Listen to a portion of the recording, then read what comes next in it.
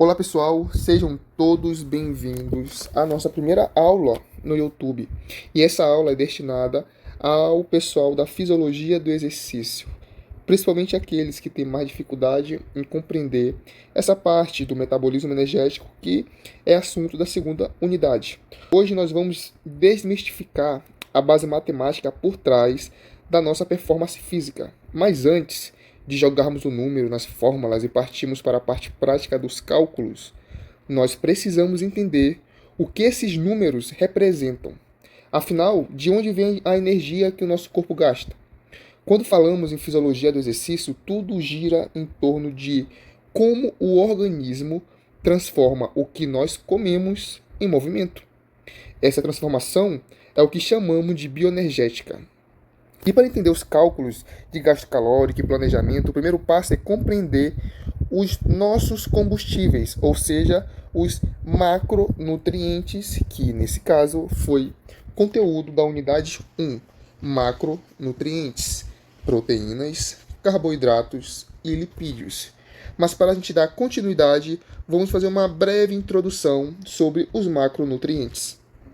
Então, pessoal, seguindo aqui, fazendo aqui esse breve resumo desse conteúdo de macronutrientes, quem quer entender melhor, tem o nosso perfil, o nosso canal, na verdade, no Spotify, onde a gente fala especificamente dos macronutrientes. Lá já tem disponível os 3 episódios: carboidratos, lipídios e proteína. Se você quer se aprofundar melhor, lá a gente vai aprofundar mais nessa questão dos macronutrientes. Bom, o nosso corpo, ele utiliza basicamente 3 grandes fontes biológicas de energia, cada uma com características e valores calóricos bem específicos. Vamos iniciar eles com o carboidrato. O carboidrato, ele é o combustível preferencial do nosso organismo, armazenado em 2 formas, em forma de glicogênio muscular e glicogênio hepático. Eles são fundamentais tanto para o repouso quanto para os minutos iniciais em exercícios de alta intensidade. A primeira referência é que 1 grama de carboidrato nos fornece cerca de 4 quilocalorias. Seguindo adiante, temos as gorduras ou lipídios. É a nossa maior e mais eficiente reserva de energia.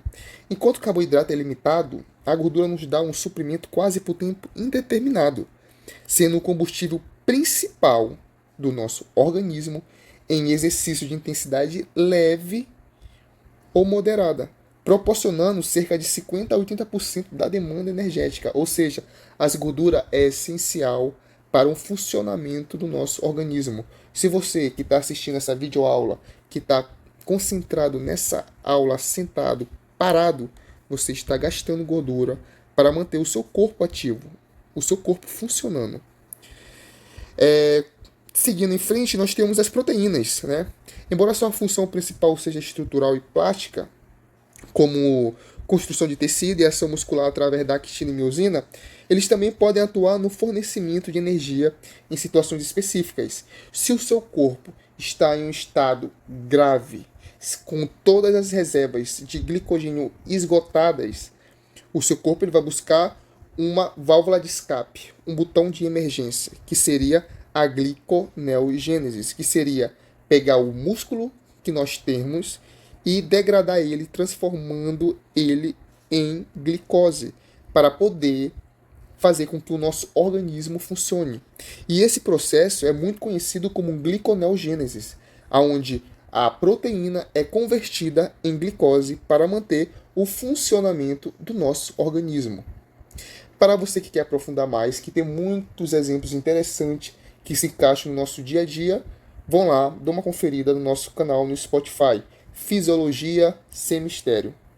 Vão lá e dão uma conferida que vale muito a pena. E o valor das proteínas, qual seria o valor de 1 grama de proteína? Para ser bem específico, a proteína ela tem um equivalente de 4,2 quilocaloria por grama. Então, pessoal, depois dessa nossa introdução dos macronutrientes, vamos seguindo para a gente poder iniciar os cálculos, porque tem pontos bem importantes que devem ser citados para que você não fique voando na parte dos cálculos e consiga compreender.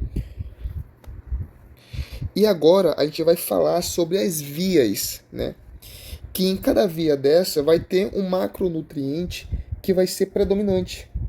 Como a gente já falou bem breve dos macro anteriormente, agora a gente vai dar continuidade e entender como é que essas vias energéticas funcionam no nosso organismo. A primeira via, como vocês podem observar, é a via do sistema ATP-CP. Pense nela como se fosse uma bateria de arranque, né? Onde ela é o ponto inicial, onde a sua característica ela é anaeróbia, não precisa de oxigênio e é alática, não produz ácido lático. O seu principal combustível, além do ATP livre, ela usa creatina fosfato armazenada no músculo.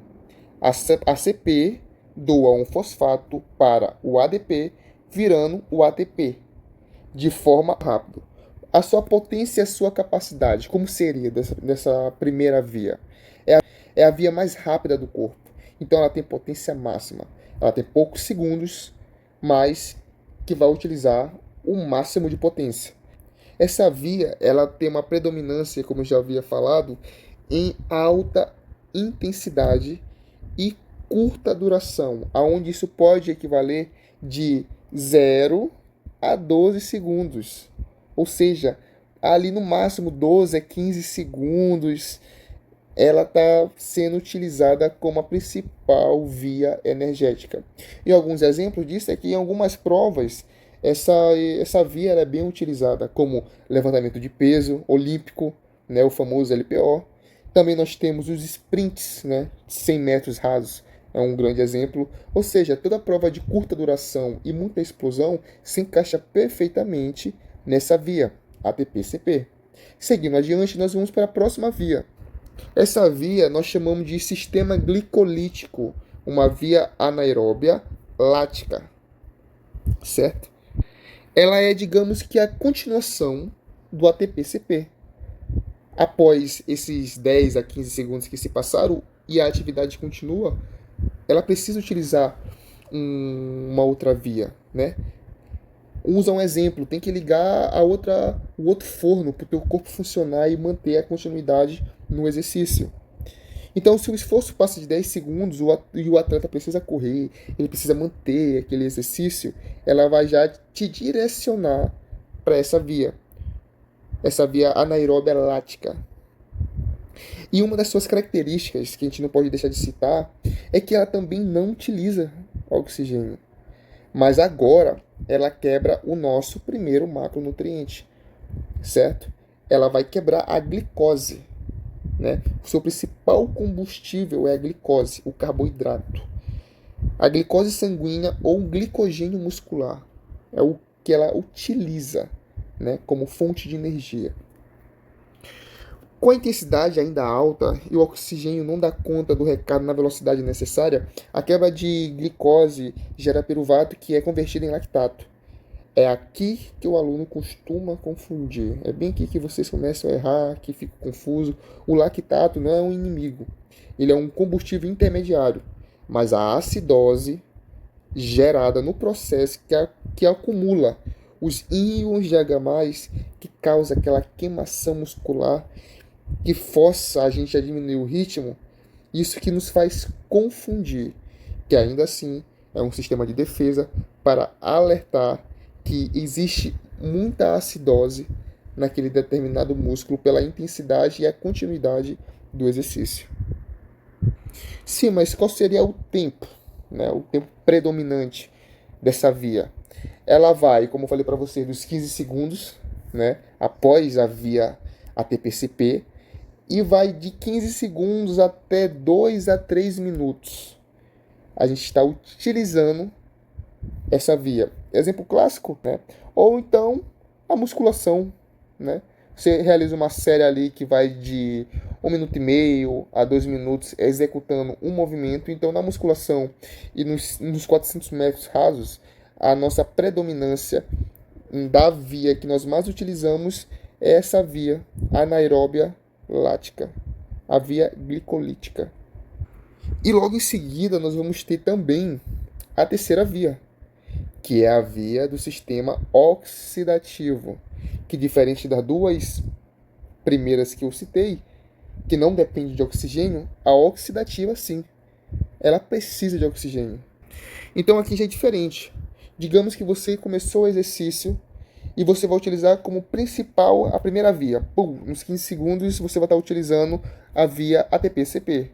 O exercício, a atividade continuou, você vai para a segunda via. Você vai ligar a segunda fornalha, que é a via glicolítica. E se o exercício continuar, nós vamos ligar a terceira fornalha, que é para manter o nosso organismo, o nosso corpo funcionando naquela atividade em específico. Ou seja, essa via ela utiliza basicamente todos os macronutrientes, certo? Elas utilizam os carboidratos, usa as gorduras em menor grau e também utiliza as proteínas. E como eu disse para vocês, ela é a continuação, né? O que vem depois. Passou dos 3 minutos que já iniciou a terceira fornalha, daí em diante nós já vamos estar utilizando a via oxidativa. E é onde ela se encaixa? Ela se encaixa em atividades moderada a baixa intensidade de longa duração. Acima de 3 minutos, já estou utilizando essa via como a predominante via energética. Um exemplo disso são os maratonistas. Eles utilizam muito essa via, porque são provas de longa duração. E também temos os ciclistas de estrada, que passam muito tempo na estrada e afins. Então, bom, esse foi um breve resumo, né, sobre as 3 vias do nosso sistema energético. E vamos agora dar continuidade e iniciar os cálculos. Bom, para iniciar os cálculos, vamos lá. Primeiro nós temos que isolar uma coisa que é muito importante: as referências. É de suma importância que a cada exercício que você vai solucionar, você sempre anote as referências, porque de tanto praticar, elas vão ficar fixadas na sua mente, que vai facilitar a compreensão e o desenvolvimento da questão. E para a gente iniciar os cálculos, nada melhor do que começar a praticar um exercício. Então, nesse vídeo, nós vamos praticar um exercício, vamos responder, e eu irei ensinar o passo a passo de como solucionar esse exercício. E o enunciado é o seguinte: um indivíduo realizou um exercício de 60 minutos, sabendo-se que seu consumo de oxigênio foi de 96 litros e a sua produção de CO2 foi de 78 litros e foi secretado em sua urina 2,14 gramas de ureia. Calcule QR não proteico, quilocalorias de carboidrato, quilocalorias de lipídio, quilocalorias de proteína, quilocalorias totais, gramas de carboidrato, gramas de lipídio, gramas de proteína e gramas totais. E bom, nesse vídeo nós vamos aprender a estar calculando todos esses valores que o enunciado está pedindo. E vamos seguir o passo a passo. E aqui eu deixei bem destacado para vocês o QR não proteico. Qual é a sua fórmula? Lembre-se que a fórmula do QR não proteico é CO2 dividido por O2. Eu consegui compreender melhor e não confundir O2 por CO2 pensando da seguinte forma, em que o que tem mais números ou letras fica em cima e o que tem menos fica embaixo. Eu utilizei dessa forma para que eu não esqueça e consiga estar executando a fórmula do QR. Bom, aqui nós temos o passo a passo, né? Primeiro passo, descobrir quanto de oxigênio consumido das proteínas. Por que das proteínas? Porque a gente está atrás, em primeira instância, do QR não proteico. Então, se ele é não proteico, ele não tem proteína. Nós precisamos retirar essa proteína para que a gente consiga encontrar o QR. E bom, no passo número 1, nós vamos estar utilizando a referência, que 1 grama de ureia é equivalente a 6 litros de O2. Então, 6 litros de O2 vamos multiplicar pela ureia do enunciado, que foi 2,14 gramas de ureia. Após encontrar, nós vamos encontrar o valor proteico, que deu 12,84. Logo em seguida, vamos para o passo 2, que é encontrar o valor proteico do CO2. Vamos estar utilizando a referência que 1 grama de ureia é o equivalente a 4,8 litros de CO2. Então, vamos botar 4,8 litros de CO2, vamos multiplicar pela ureia do enunciado. A ureia do enunciado, 2,14 gramas de ureia, que dá um equivalente de 10,27 litros de CO2. E um detalhe importante, vamos sempre botar 2 números após a vírgula, certo? Porque às vezes o número dá muito extenso e acaba complicando a nossa conta. Então, 2 números após a vírgula é o suficiente. Já no passo 3, nós vamos fazer a subtração. Logo, queremos o valor não proteico. Então, a gente tem que tirar essa proteína do valor total, que no enunciado deu de 96 litros de O2. Vamos fazer a subtração pelo valor proteico que a gente encontrou no passo 1, que foi de 12,84 litros.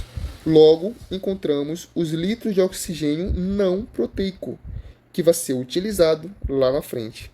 No passo 4, vamos seguir adiante. Vamos fazer a mesma coisa, só que com o CO2, certo? A gente vai tirar dos 78 litros, que é o total do enunciado, menos 10,27 litros de CO2, que vai dar um total de 67,73 litros de CO2. Aqui está O2 mais CO2. Aqui está CO2 mais O2 mais CO2. Erro de digitação, mas seguimos. Então, já o passo 5, nós vamos dar continuidade para encontrar o QR. Então, vamos adicionar a fórmula, que QR é igual a CO2 dividido por O2. Vamos botar os valores na qual a gente encontrou não proteico, esse valor que a gente fez a subtração tanto do O2 como do CO2, e nós vamos encontrar um QR 81. Então, para que vai ser necessário esse valor 0,91? Porque logo em seguida nós vamos estar utilizando uma tabela, que é essa vindo aqui, a tabela do QR. Vamos localizar o QR que foi encontrado, que foi 0,81, e mediante a esse valor que foi encontrado, nós vamos seguir coluna por coluna. Vamos ver que a cada quilocalorias por litro de oxigênio, nós temos um valor 4,813, correto? E assim por diante, vamos seguindo os cálculos. Mediante a isso, vamos para o passo 6. A gente vai encontrar as quilocalorias por litro de O2, que nós vamos multiplicar pelo oxigênio não proteico. Lembrando, vamos de coluna em coluna. E um outro detalhe importante, se vocês observarem bem o que o gráfico mostra, a tabela mostra, as unidades, não vai ter como se perder. Então vamos lá. Qual foi as quilocalorias por litro de oxigênio que o enunciado deu? Ele deu 4,813. Então vamos botar esse valor. Lembrando sempre de botar as unidades, que é muito importante. Que essas unidades, além de ser obrigatórias na resolução da questão, para identificar o que a gente está calculando, ela serve como norte. Com ela a gente consegue nos identificar aonde estamos no cálculo, nos localizar. Essa seria a palavra. Então vamos lá. 4,813 quilocalorias por litro de O2. Vamos multiplicar pelo valor do oxigênio. Até porque a tabela está mencionando o oxigênio, não proteico. Que fique bem claro. Se nós estamos usando a tabela do QR, logo é tudo não proteico, porque o QR ele é não proteico. Então vamos fazer essa multiplicação e vamos encontrar que deu um total de 400,24 quilocalorias, aonde está incluído carboidratos e lipídios nessas quilocalorias. Já no passo 7, seguindo a tabela, nós vamos encontrar o percentual de quilocaloria de cada macronutriente. Aqui nós vamos em seguida encontrar o percentual do carboidrato e depois das gorduras. Então, no passo 7, vamos encontrar o percentual das quilocalorias dos carboidratos. Então, como eu havia falado para vocês, esse valor que a gente encontrou está englobado os carboidratos e os lipídios. Então, aqui a gente vai utilizar justamente esses valores e vamos descobrir nesse valor onde está incluído os dois macronutrientes o que tem de cada um, né? O que tem, qual o valor de quilocalorias de cada um, observando a porcentagem pela tabela do QR. Então, vamos utilizar o valor total, que é 400,24 quilocalorias, e vamos multiplicar pela porcentagem que está na tabela, que é 36,9% quilocalorias de carboidrato, que vai me dar um total de 147,70 quilocalorias de carboidrato. Ou seja, dessas 400,24 quilocalorias, 147,70 é só de carboidrato. Dando continuidade, corrigindo, né? Teve um pequeno erro de digitação. Vamos voltar ao passo 8, certo? Nesse passo 8 vai ser a mesma coisa do passo 7, né? Vamos seguir aqui a tabela. E na tabela ele fala que a porcentagem das gorduras, o percentual, é de 63,1. Então, assim como a gente fez nos carboidratos, vamos fazer nos lipídios. Vamos botar as quilocalorias totais de carboidratos e lipídios, que é 400,24 quilocalorias, e vamos multiplicar pelo percentual, né, de lipídios. E após fazer essa multiplicação, nós vamos encontrar o valor de 252,55 quilocalorias de lipídios. Lembrando que isso é o valor de cada macronutriente. O do carboidrato foi 147,70 e o do lipídio foi 252,55 quilocalorias. E já respondemos várias questões do enunciado, mas vamos seguir com o nosso passo a passo. No passo 9, ainda seguindo as colunas da tabela, nós vamos calcular as gramas por litro de oxigênio de carboidrato. E nós vamos multiplicar pelo consumo de carboidrato não proteico. Novamente, é tudo não proteico, tendo em vista que nós estamos falando da tabela do QR. Então, vamos utilizar o valor que está lá na tabela, que é exatamente 0,413. Vamos adicionar e botar as unidades, 0,413 gramas por litro de oxigênio de carboidrato, e vamos multiplicar pelo oxigênio não proteico.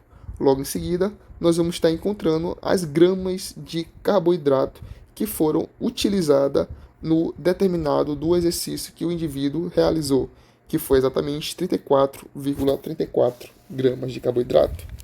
No passo 10, nós vamos estar fazendo a mesma coisa.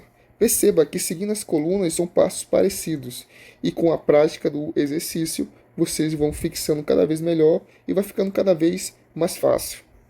Já no passo 10, nós temos as gramas por litro de oxigênio dos lipídios. Mesma coisa, vamos adicionar os valores, que está lá na tabela do QR, depois vamos fazer a multiplicação pelo valor do oxigênio não proteico, e nós vamos encontrar as gramas de lipídio, que é exatamente 27,44 gramas.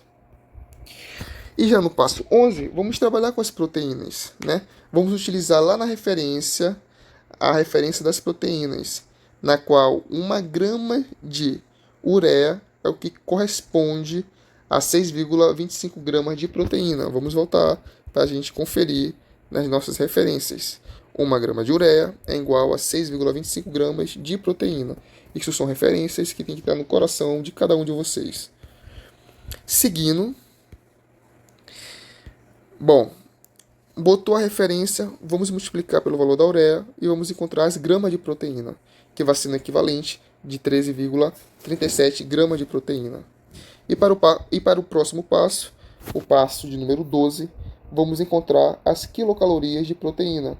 Nós vamos utilizar as gramas que a gente acabou de encontrar e vamos multiplicar pelo valor de referência na qual é equivalente às proteínas. Lembra do que eu falei no começo da aula, do valor do macronutriente das proteínas, que é o equivalente de 4,2 quilocalorias? Pois bem, Vamos utilizar as gramas que a gente encontrou pela referência da ureia e vamos multiplicar pela referência de quanto é 1 grama de proteína, que é o equivalente de 4,2 quilocalorias de proteína. Após fazer essa multiplicação, nós vamos estar encontrando 56,15 quilocalorias de proteína foram utilizadas nesse determinado exercício. E, para finalizar, vamos fazer a somatória de tudo isso. Vamos somar todas as gramas de carboidrato, lipídios e proteínas e encontrar um total.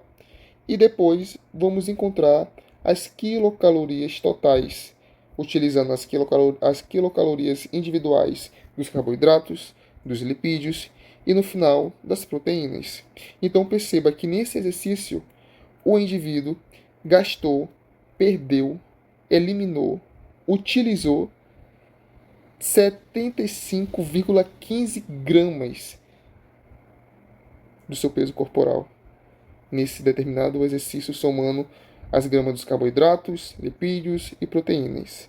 Em seguida, para ele realizar esse exercício, ele utilizou, na verdade, 456,40 quilocalorias. Então, isso foi tudo que esse indivíduo utilizou. E assim, nós finalizamos os 14 passos dos cálculos iniciais. E, então, para a gente finalizarmos, eu gostaria de agradecer a todos que ficaram até esse momento assistindo essa videoaula e gostaria de deixar uma frase para vocês, em que o seu estudo e o que você aprende é essa única posse absoluta. Então, galera, bons estudos e para cima. Valeu. Até o próximo vídeo.